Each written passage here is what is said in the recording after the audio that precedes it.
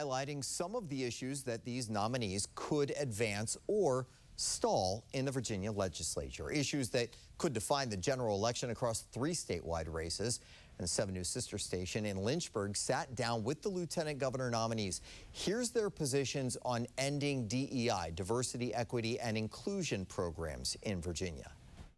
Let's talk about ending DEI programs. Took center stage in the Commonwealth, as you know, with the resignation of UVA President Jim Ryan, following some pressure from the Trump administration over the DEI policies there. How does someone such as yourself, who is openly gay, support doing away with DEI? Yeah, DEI is not what everybody thought it was. Yeah. When it first emerged, I think a lot of people thought, oh, well, we're talking about being fair. This is the point. We want to be fair to people.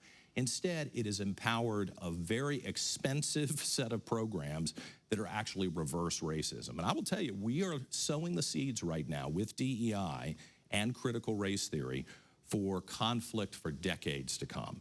And that's not what we want. I think most Americans buy into the Martin Luther King concept of the content of your character, of you excelling and using meritocracy and excellence as the way we determine who gets an opportunity and who advances in a job. I think most Americans and most Virginians truly believe your skin color doesn't matter. I think your sexuality shouldn't matter. I mean, I don't expect for people to vote for me because of my sexuality. I certainly hope they'll give me a chance and not vote against me for the same reason. I think DEI has turned into something that's really nefarious, and it needs to be driven out of these institutions. That was Republican nominee John Reid. Now here's the Democratic nominee for lieutenant governor, Senator Ghazala Hashmi. I want to talk to you a moment about ending DEI programs. It became a front and center issue recently when UVA President Jim Ryan resigned, following some pressure from the Trump administration over DEI policies and enforcing those policies at that university. Do you fight the federal government on something like this? What would you do in this case when it comes to DEI policies? We've never seen the encroachment of the federal government in this to this degree on the institutions, especially flagship institutions such as the University of Virginia. And this is broad governmental overreach, and we need to make sure that the integrity and the independence of our colleges and universities is preserved.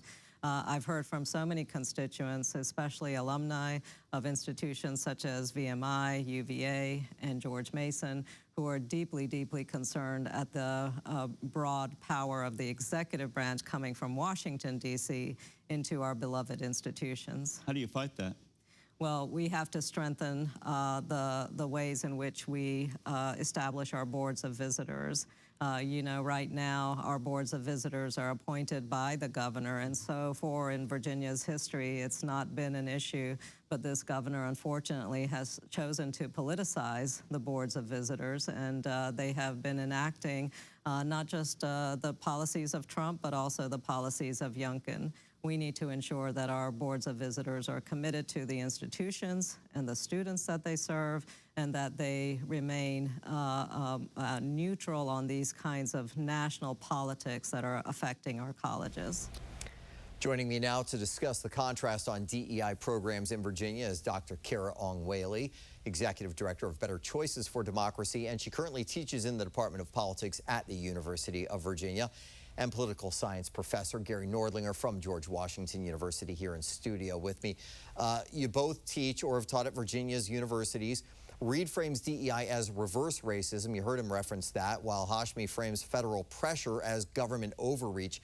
How do those approaches line up with the actual role DEI plays in Virginia higher education? Gary, we'll start with you.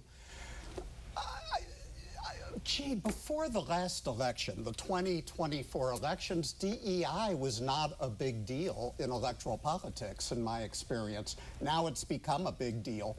My intuition is it helps Republicans more than it does Democrats. Kara?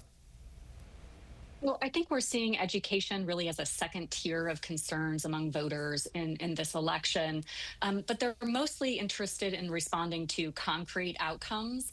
At the K-12 level, that's related to reading and math, safety, and expanding the teacher pipeline.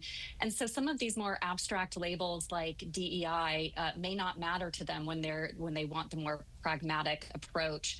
But we can see the culture war framing motivate some of the bases, but it could also risk suburban fatigue, particularly in like the Loudoun, Henrico, and Virginia Beach areas. Well, Kara, Hashmi criticizes Governor Youngkin's power to appoint these boards of visitors as a source of politicization. How much influence do these boards actually have on DEI policy in Virginia universities? The boards themselves don't have much power. A lot of those policies are set by the administration, though certainly the boards can serve as a check and help guide policies. Early voting in Virginia's November election is underway. To learn more about where the nominees for lieutenant governors stand, just visit WJLA.com or scan the QR code that's on your screen. And tomorrow at 5 o'clock, our panel will break down the nominees' positions on abortion access.